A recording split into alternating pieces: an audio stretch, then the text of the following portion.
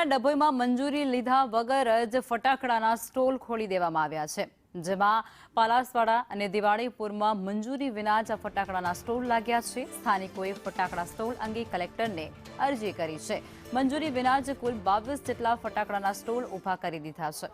ફટાકડા સ્ટોલની બાજુમાં આવેલી છે સ્કૂલ અને તેને લઈ વાલીઓમાં પણ ભારે ચિંતા જોવા મળી રહી છે, જેને લઈ તેમના દ્વારા ખાસ રજૂઆત કરાઈ છે।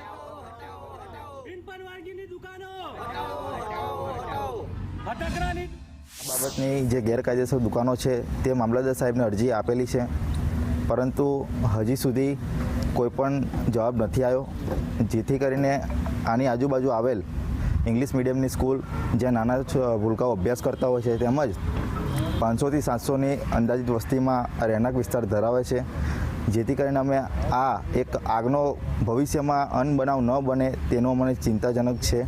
આ બાબતને એક ગંભીર બાબતને લઈને અમે સ્થાનિક આગેવાન થકી અમે વિરોધ કરીએ છીએ અને સરકારને અમે આ મીડિયાના માધ્યમથી માંગ કરીએ છીએ કે વહેલી તકે આ બિનપરવાનગીની દુકાનો હટાવવામાં આવે।